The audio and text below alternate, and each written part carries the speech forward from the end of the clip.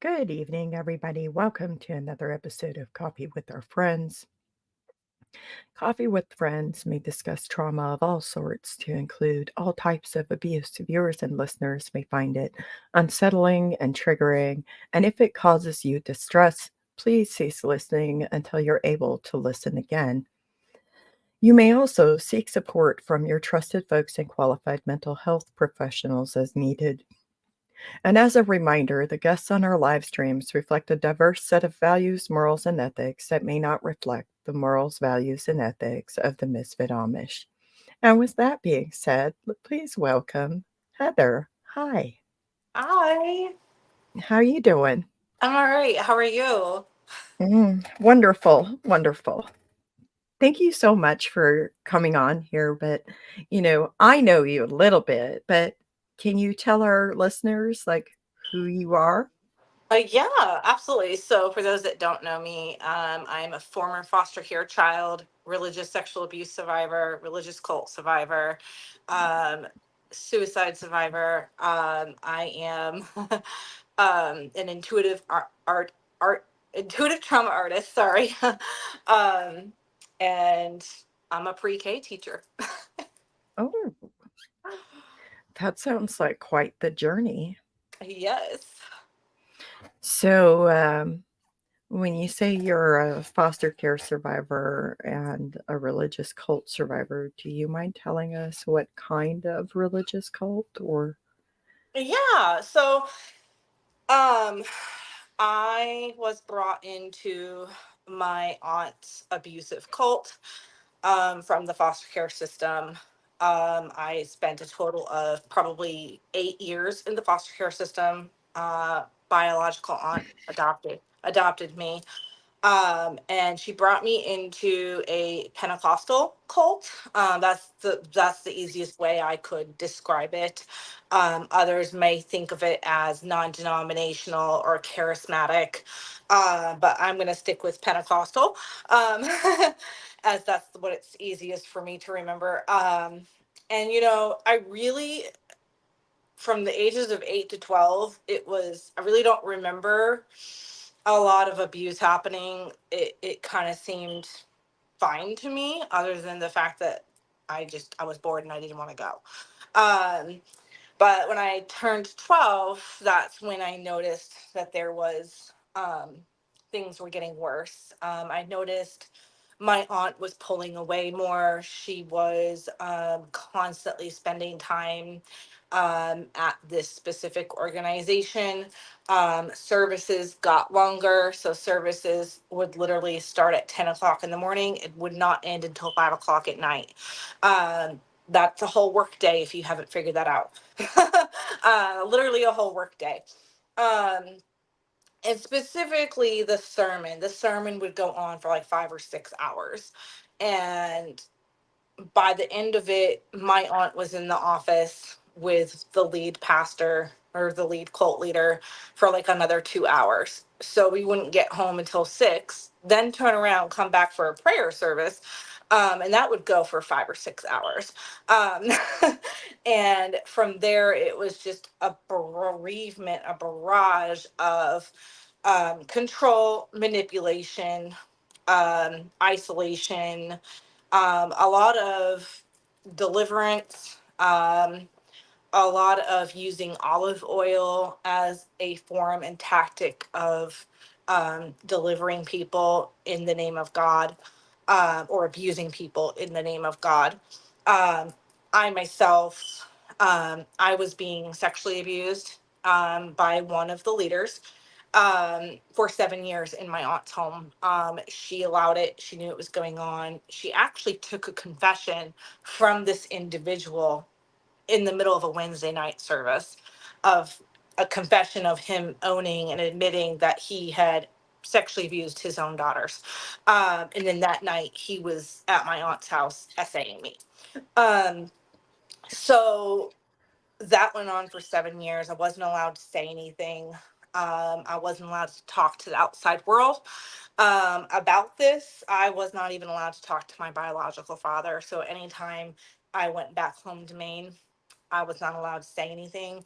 I couldn't even talk to my foster family at the time, which I was still in contact with. I wasn't allowed to say anything. Anytime I attempted, I was given the look, or the nudge, or I was deterred away from speaking or punished.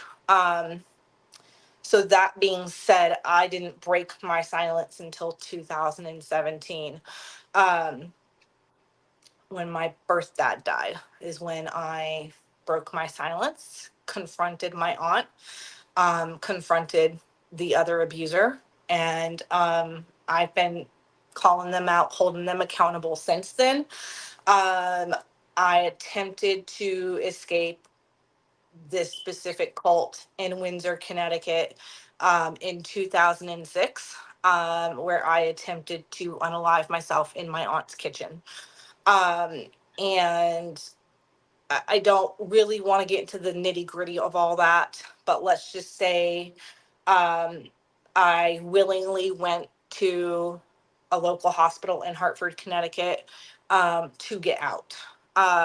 And that night, I was under 48-hour watch. I was cleared after 48 hours, and it was time for me to come home. And my aunt literally said to me, "You're not welcome back. You need to repent for fornication and adultery." Keep in mind, I was a special needs child, so I didn't know what that meant. I had no clue. I didn't know what fornication meant. I didn't know what adultery meant. Um, and of course, the social worker went to bat for me, and she still refused to take me home. So her and the lead pastor of this organization picked me up and dropped me off at a homeless shelter at like 10 o'clock at night. 2 days later, Ray McMahon showed up in his 15 passenger van and dumped all of my stuff sitting in the parking lot of the homeless shelter. And basically, I was told, "You want to come back, you have to repent in front of the whole church. You have to repent to God and to your aunt for your disobedience, your fornication, adultery, everything you can think of." And there are consequences. There are severe consequences for trying to leave, leaving, and escaping. There's consequences. Some of those consequences are being SA'd again, sexually abused again. Some of those consequences are having to deal with the whole church in front of the whole church, and having to do like a restatement of faith, or just like a repentant service, whatever it is. There's consequences, just like there's consequences to me speaking out. um I don't take it lightly. I take this very serious. These three individuals have not taken accountability legally. My aunt has taken accountability with me, but that was a battle just to get her to say, like, yeah, this happened. Um, and the other two individuals have not taken any accountability whatsoever. There are 6 other victims involved, um, and unfortunately, they are not able to speak out against their father because of the repercussions. And so here I am, um, calling it out, holding people accountable, and letting everybody know this is what goes on behind the closed doors. So you mentioned that when you tried to um, talk about it while you were a teen, your aunt was allowing this to continue. Were there any efforts made to get you to safety in any form, shape, or way? Absolutely not. Nope. I attempted several times. I attempted actually 3 times. I attempted to run away from home. Um, and obviously I didn't succeed in that. But I attempted. There was another time where I punched my hand right through the glass door. I was attempting to tell what was going on, and nothing was happening. I truly believe that there were individuals who did not know what was going on. And I believe that there are individuals that did know what was going on. Um, and I, for one, wholeheartedly believe that Ray McMahon knew what was going on. He was there the night Cynthia took the confession. Um, she's my aunt. So he was there for all of that. And definitely he definitely knew, and he did absolutely nothing to protect me. He did nothing to stop my aunt from abusing me.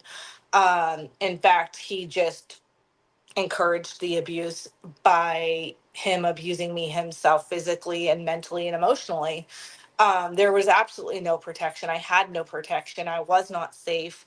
Um, it was like a beratement every day of like, who are you talking to, or where were you, or you have no business telling anybody what's going on. And just the body language. um Body language is another form of communication to the victim of, you say something, we're going to have a problem. So there was always body language being represented anytime I wanted to speak on what was happening or even try to tell what was happening.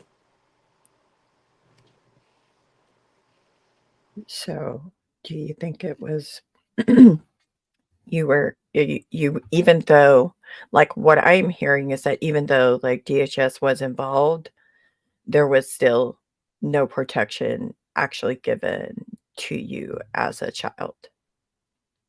Absolutely not, because in this by this case, by this point in time frame, DCF was out of my life. Like, I was adopted. It was all done and over and said and done. So at this point, yeah, I had no protection. Gotcha. Okay. And then you mentioned there's repercussions for speaking out. Do you want to tell us more about that? Yeah, so I've learned over the last 5 years that there are repercussions. And in the beginning, I kind of was clueless as to those repercussions because I wasn't aware. Um, and it actually wasn't until I started watching Escaping Polygamy, until I started watching those episodes, then I was like, oh, okay, this is real. This is that's them getting in trouble for doing that.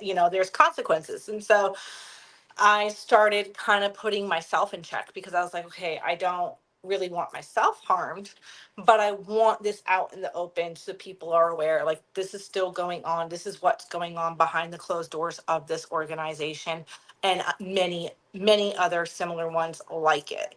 So some of the repercussions are, and I'll start with like the smaller ones. So some of them would be online harassment. Um, some of them, for me anyway, I've gotten online harassment. I've gotten death threats. I actually had Al Aldridge send me death threats while he sent somebody to my house. I've gotten a lot of fake accounts that are being used by him, or by people that he knows, to stalk me, harass me, take my content down. Bigger consequences. I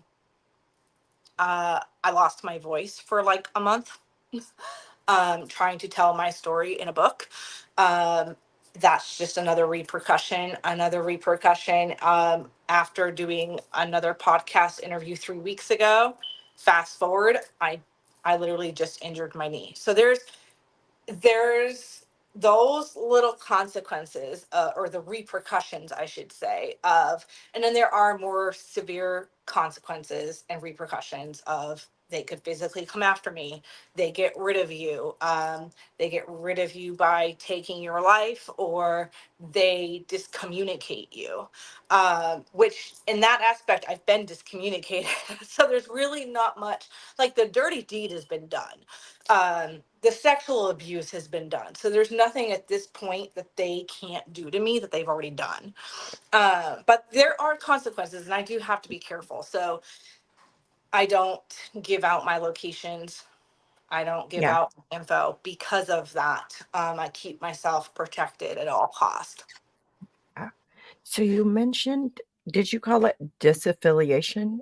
What dis Discommunicate. discommunication? Discommunicate. Okay, what does discommunication entail? So yeah, it just means that you are cut off. Really, that's the best, easiest way I could really come up with the word is you are done. Like, don't contact us. You are not welcome back on property. If you are on property, you'll be escorted, or the police will be called, or we will be dealing with you. No more.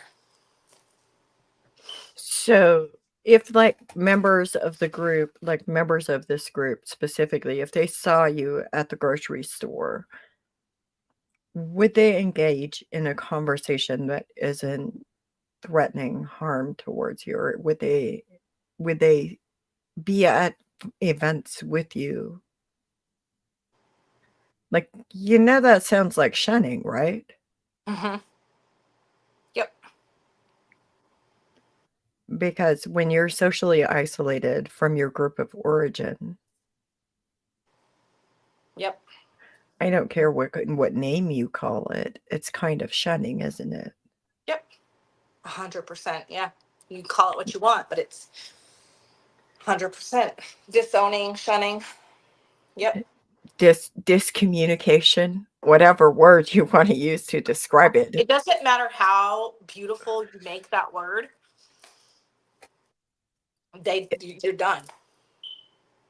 So then, like, you are disconnected from your community, your church community Hmm. that you had belonged to, Hmm. and you're socially isolated there. So then where did you go? Like, where do you seek, or where do you find, like, a sense of community? Yeah. And for somebody who has been through trauma on top of trauma on top of trauma, um, I kept trying to find it in the church. I moved back to Maine and, got the helps with psychiatric, all of that stuff. And I was like, okay, like, I was still trying to give the whole God thing a second, third, fourth, fifth chance. Like, I was still like, okay, like, that doesn't have, just because that was my experience, then it's just this doesn't have to be my whole life. So I tried to find it in churches. I tried to find it in the Baptist community, which for me, I partly grew up Baptist with the last foster home that I was in. And that was very comforting for me. So I tried to find something similar.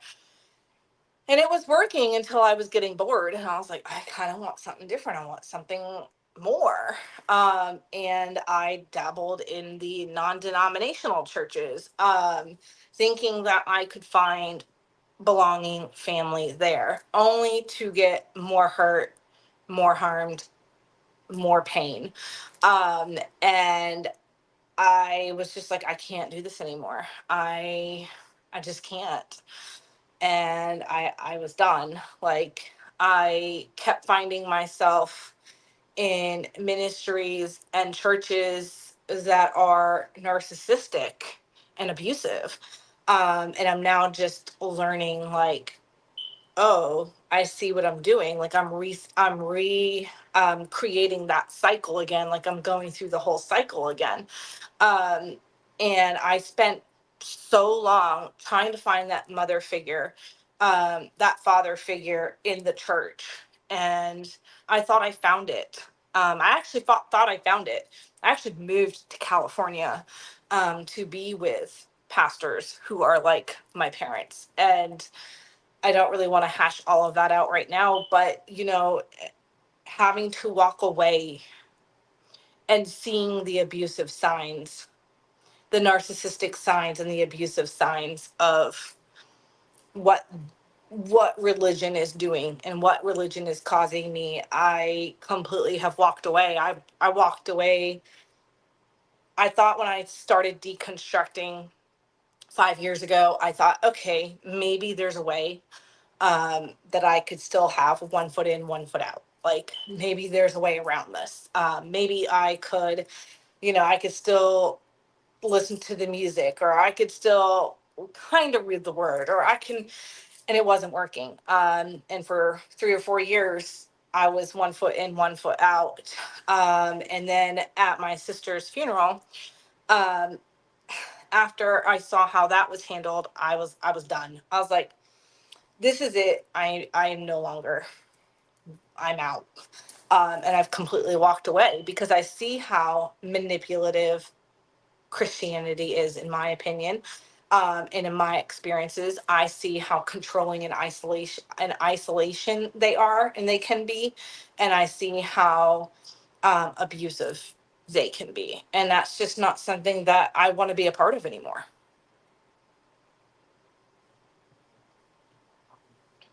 So, if I'm hearing you correctly, you sought comfort in a place that you thought would be safe for you, which would be churches.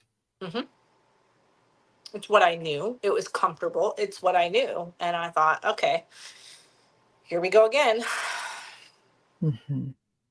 And then, unfortunately, your trauma, your religious trauma, was compounded.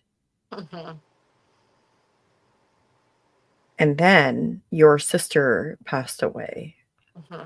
And when they handled the funeral, I'm guessing there were things that went down, but you don't have to tell us all of that. Just, No. but at her funeral, you recognized red flags. I And absolutely recognized red flags, and it's let me make myself clear. It wasn't red flags with my foster family, but it was red flags with the message given that day. I will say that. In my humblest opinion, I feel like that message had no business being preached. It should have been kept on my sister, and to the 911 and police community. And instead, it was a message of repenting and turning back to God. And that's inappropriate, in my opinion. In my humblest opinion, that was a message that could have been saved for another time. That's why I've walked away, because when something so tragic as to losing my sister to suicide happened, as tragic as that was, for any pastor or elder to take that and twist it and use it for their gain, to gain more people in their church, or to cross one off their list of, yes, we won another one over to God, and you're going to use my sister's suffering for that. I have a problem with that. I have a problem. And that's when I was like, okay, we are done.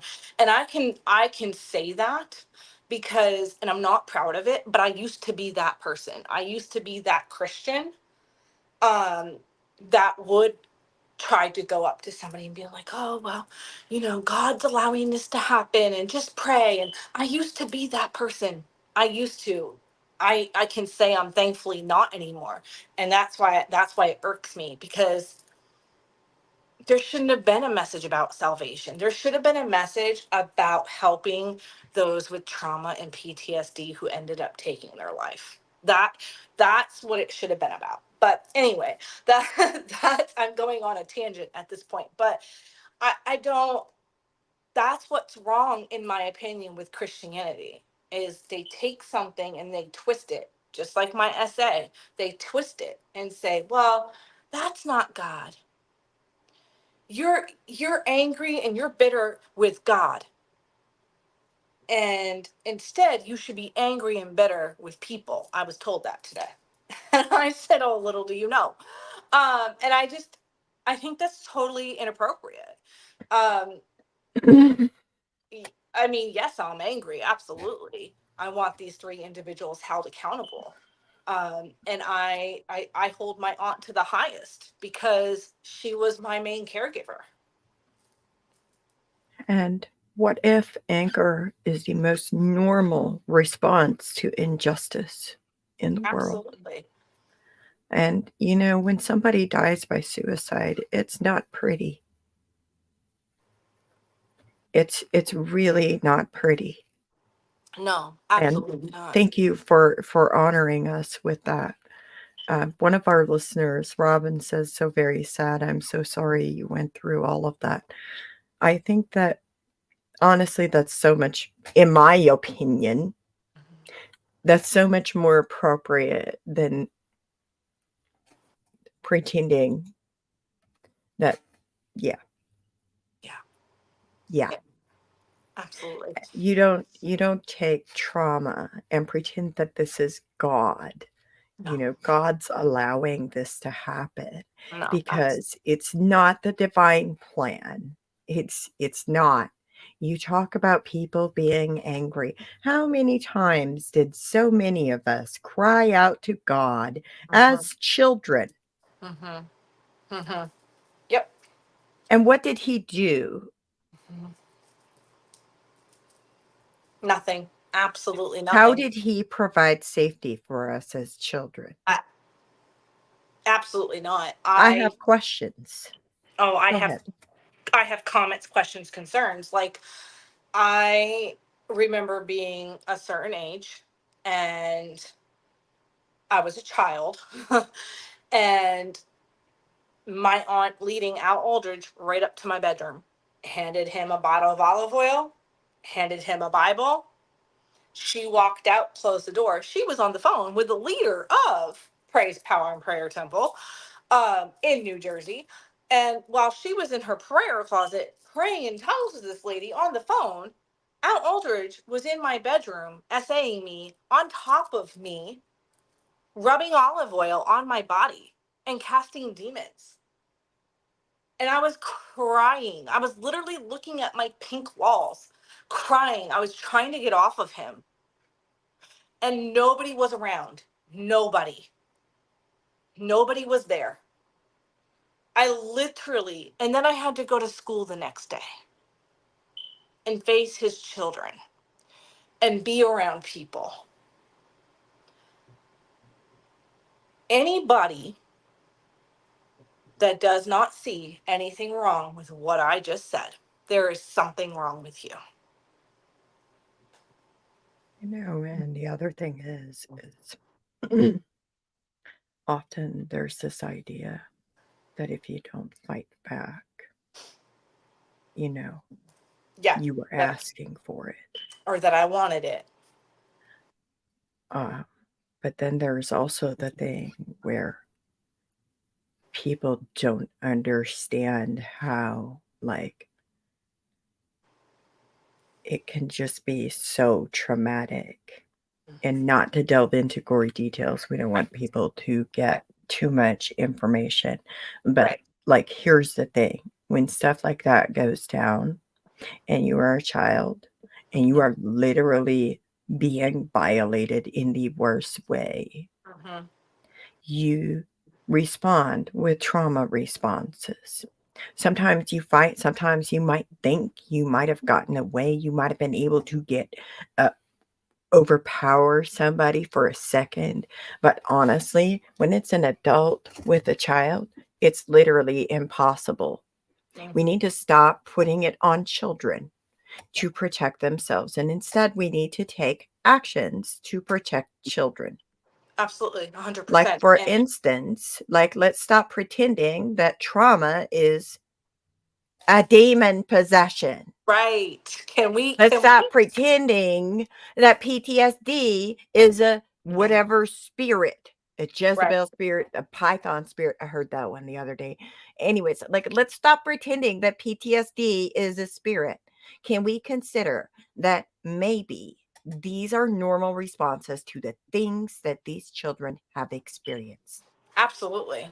Absolutely. And the thing that really gets me is my when I confronted my aunt about all this, she then has the balls to tell me, "Oh, I was a single parent. I was doing the best that I could." Really? That's the best you could do? You signed those adoption papers. You agreed to take care of me and protect me forever. That isn't just a until I'm 21 or until I'm 16 or until whenever you feel like you were done. I don't give a damn if you're a single parent or not. I don't care how many is in your household. It's your job to protect children. And if you're going to sit here and say, "Oh, the best that I could do because you were so out of control." I was out of control. So the best that you could do was SA me for 7 years? I don't think that's quite enough. It's time for the It's church at not. large to wake up. It's time for people to wake up and to see what's happening. You Yes, can't right. call, you cannot justify essaying children. Furthermore, it is a community effort. It is a community effort. As Robin says, the world would be a different place if adults protected children. Here's the thing, like, you know, often there are adults that know or suspect that children are being abused and they do nothing. Absolutely. Nothing. Absolutely. 100%. And part of what I talk about is that we collectively, as in the 8 billion people in the world, we collectively have a responsibility to provide safe environments for the children. And we fail that. We fail that over and over and over. And why is it that we're failing it? Yeah. Why? Yeah. Was your aunt indoctrinated to believe this is the right thing? I mean, that is part of what happens. And then Yeah. the other part is often women who are in positions where they feel like they have some form of protection Mm-hmm. because of they're the enforcers. Mm-hmm. So they enforce those values. They enforce the silence. Yeah. And where has silence gotten us? Nowhere. Nowhere. My favorite. So my aunt, she still tells this story. She still claims it that the Lord told her that I belonged to her. She was warned to not adopt me. She was very warned that that would go south. And look where it's turned out. Right. I was going somewhere. I lost my train of thought. But yeah, just the Lord told me part. Okay. Yeah, because it was a holy mission. So the Lord told her. But did she have the tools and skills she needed to provide a safe environment for you? Nope, absolutely not. And then when confronted, she said, if I remember correctly, she said that I did the best I could. I was a single parent. You were so out of control, and I was doing what I needed to do. I thought I was dealing with a spiritual issue. What does that even mean? You were so out of control. That mean you're having night terrors, you're having trouble sleeping, you're having Right. trouble in school? Like, what does that really mean? Or are you like Right. me and you wet your bed and you had like Right. massive depression where you couldn't get out of bed? Like, what does that actually mean? What does that actually mean? Hold on, I'm turning on a light. Sorry about that.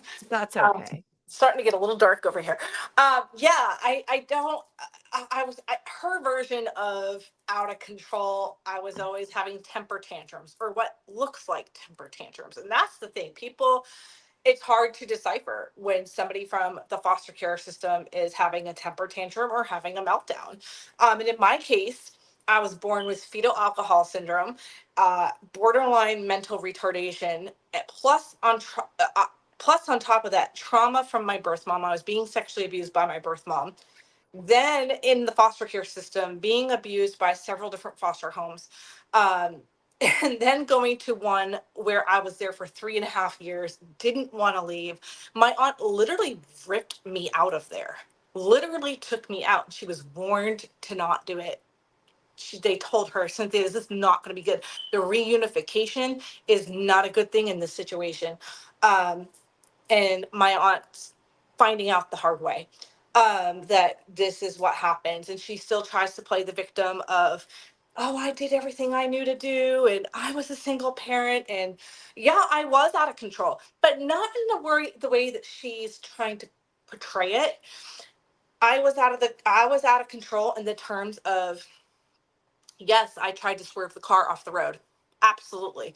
Because I didn't want her hurting me. I wanted help. I wanted somebody to see it and be like, something's going on. And at this time I wasn't medicated. She didn't medicate me. She took me out of therapy. She put me in a religious private school. And so like there were things, and then you wonder why I was out of control. Like I was out Well, of control because you were you are abusing me. You're throwing me up against walls. You're having a pastor at the time come over to the house and sexually abuse me. well, and I wouldn't even call it out of control. I Right. would say that you had untreated trauma Absolutely. because Untreated trauma. those are the consequences of untreated trauma Hmm. because trauma affects you massively, especially as a child. Yeah. And so, like, I think it really does a disservice to sit there and say, well, somebody's out of control. I mean, was it really out of control or was it the consequences of trauma, Right. untreated trauma? And how Yes. did you respond? And also, like, what are you doing again to like provide a semblance of safety? And there was no semblance of safety for you. Uh-huh. But with that being said, like I know that today you have some different coping skills. Do you have anything you want to tell me about that? Yeah. So, as I mentioned in the very beginning, I am also an intuitive trauma artist. So I do a lot of art. Um, I do a lot of body mapping, which is just basically printing out like a diaphragm, printing out like a sheet of the diaphragm of a body, and drawing on that person or on that diaphragm, and just pinpointing where my pain is, because trauma is stored in the body.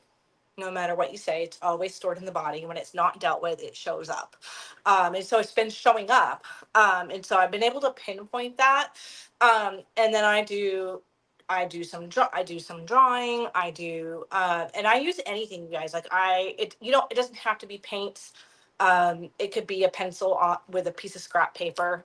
It could be, for my instance, if I'm in a classroom with children, I take out a piece of paper and some crayons, and the kids are like, hey, yes, let's color. Sure, let's do it. So it can be crayons and a $5, $2 Crayola sketch pad. For me, I've gone all over. I've done different things. I have an art journal as well. Actually, I'll kind of show it to you. Um, so here's just one. So I kind of did some art with that, and that's just with regular pens, um, like gel pens. Um, and then I did some other cool stuff, like this one. I know it's Other hard. way, Oh, there we go. other way. Hard to see. There we go. Yeah. So it's just that, and then I have different sketch pads of different sizes, just like this size that you can get at the craft store or buy online. So I did this one a while back. That's pretty amazing. Yeah, and so I'm working on and some of these I go back to because it's based on intuition, right? And so I have to ask myself when I go back to these, okay, am I ready? Like, am I willing to destroy the whole picture to create something different? This one was really cool. I did a technique actually that my life coach taught me, which was drawing something on the pad and then doing like a double of. And so that's what I did. Oh. So it's kind of like you get two in one. Mhm. Um, and then I'll probably have to stand to show you my canvases because I don't think the camera is gonna um, be able to fit it in there, especially with the lighting that I have. So this one right here, I'll zoom in a little bit. So this one Okay. I'm working, yeah, this one I'm working on. I'm not sure if it's done yet. I feel like there's something else that needs to be added, but I'm not 100% sure. I have to sit with that for a little bit. And then this is the one that I'm working on currently. So this one, this one has a lot of, I like to call diarrhea green. And it's so funny. My life coach, she's like, oh no, anytime you say shit green or diarrhea green, I know you're really processing something. I'm like, yep. I mean, she's like, that means something's ready to come out, something's ready to be healed. And she's totally right. So anytime I have those colors, or that, that means there's just something's ready, something's coming up. And here's the thing, you guys. So I think a lot of people, because I used to paint like mountain views and flowers and different things like that. And intuition isn't necessarily about painting something pretty. It's not necessarily about painting a pretty picture. It's about relieving the pain. It's about, okay, I'm in pain. How can I release it? Um, because we all have coping skills, right? We all have something to cope with our trauma. Some are good, some are not. And it's just a way of releasing. It may not look pretty to somebody else, and that's okay. But for me, like my intuition was like, it needs red glitter. And that's what I put. I freaking red bomb glittered it. Like, and that's okay. Like, at the end of the day, this tells a painful story. There's a lot of red. And if you could look closer, you would see that. There's a lot of red. There's a lot of orange. There's a lot of chains around the eyes. So there's just a lot there. Um, it's beautiful in mine because I know what I'm creating in my story. Like my artwork tells a story. I have a series that I'm working on, and it's literally all pink. I don't like the color pink. As I stated earlier, my bedroom was pink, and that's where I was abused. And so for me, painting pink on a canvas, that's rough. But it's necessary. It is necessary, and that's okay. Like those pink walls are going to tell the story, and I'm going to tell that story on a canvas.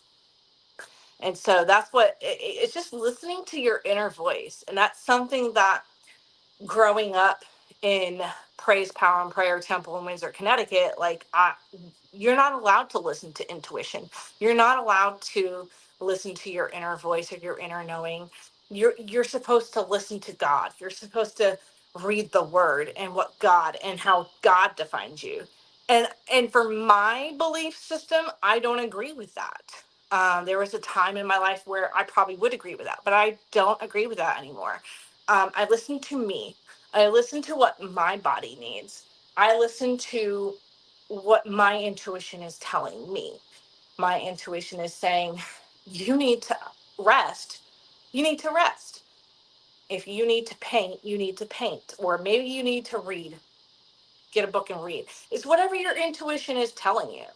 And that's what I do. I just listen to my intuition and I let it heal and I let it guide me. And I start listening to me. Can I just say this? It almost sounds like you've found recovery in working through the unspeakable things and the unimaginable things and the indescribable things that you've experienced in life by creating abstract art and by honoring your needs, your intuition, your what you Mm, know can be helpful for you in this moment. It's that's what it sounds like to me. absolutely. You found a way to process the emotions that are unspeakable. That takes a lot of strength. Yep. And And that's the message I try to communicate is this isn't about painting something that's going to make me happy. And I try to drive that message home because I have so many friends that don't understand intuition. And intuition isn't necessarily about painting something that's happy. I have a friend who literally wants me painting happy things all the time. And that is not reality. That's not my reality. I find beauty in the ugliness of what I'm making, whatever that is, whatever that is. Um, and these are my artwork will be in my book. I am in the middle of writing a book, and these pieces are going to be in my book. that's amazing. So, how are you honoring your experience? Because it sounds to me like you're honoring it by writing a book, creating things, honoring yourself and your needs Mhm. as far as like, especially managing the trauma that you live with. Are there any other ways? Yeah, I mean, so um, I I honor myself by just living because at one point I was actually diagnosed like literal paperwork of notes from special education teachers and doctors saying that I would never live on my own. I would never have a job. I would never be able to do anything. I'd be in a group home. Okay. Well, first of all, I would love for them to be sitting next to me because they were wrong. The state of Maine and the state of Connecticut were wrong. I am honoring myself by living. I have two jobs. I have a full time and a part time. I am paying my own rent. I am paying my own bills. I am cooking. I am doing all the things that I was told I would never be able to do. And I'm saying F you. And I'm doing it. I am honoring myself by honoring my sister. Like, I have moved across the country 6 times. And that's something that not everybody gets to do, especially in my circumstances. That's not something that you get to do, or that you have the privilege of doing. Um, and I don't have a car and I don't drive, and so I've moved across the country 6 times. That's been a privilege, something that I worked for. It wasn't. It kind of just fell in my lap, and I said, "Okay, I'll go, sure." And that's why I'm able to just pick up every 3 or 4 years and say, "Okay, let's try this place," because what do I have to lose, right? Like and so yeah, in just honoring myself and honoring my sister by writing this book and getting our story out. Like, that is how I'm doing it. Good for you. I'm glad you're able to do that. And then I'd like to ask you, because I'm about to end this live stream, but I'd like to ask you before we go, if there's anybody who's experiencing some of the things that you've experienced, what would you say to them? Um Number one, you're not alone, and reach out. Reach out. If you're able to reach out, reach out.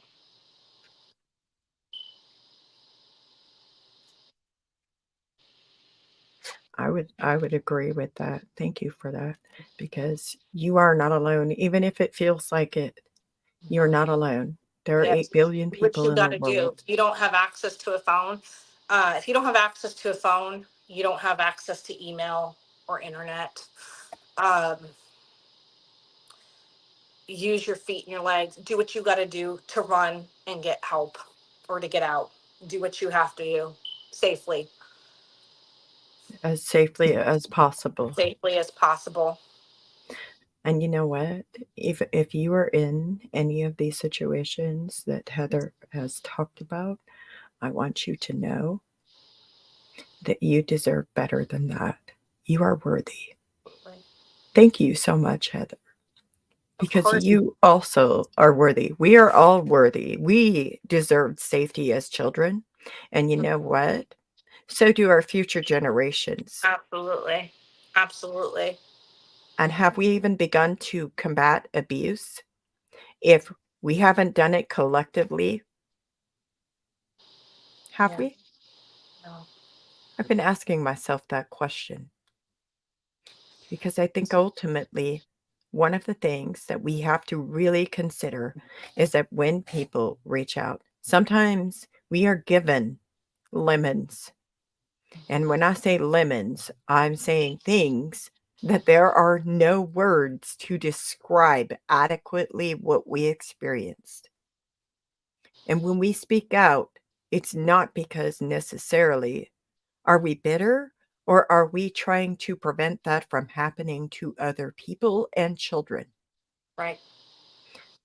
Are Yeah. we bitter or unforgiving, or are we raising awareness? Raising Are we awareness. are we making sure that people know that this happens? Because I think when we consider and we approach life with the mentality that it is a collective responsibility of society at large to provide safety to children. Mhm. When people start taking responsibility for that, when people start recognizing that it is all of us that create the environments in which children are raised, if we see something, we should be doing something. Absolutely. 100%. And always, always remember you are enough. Thank you again so much. I'm really, really honored that you did come and talk. Thank you. Thank you to all our viewers and listeners. And as always, you can like, comment, share, subscribe. Thank you to our Patreon subscribers for bringing us this podcast. And as always, art used by BJK. And until the next time, live your best life. Be curious,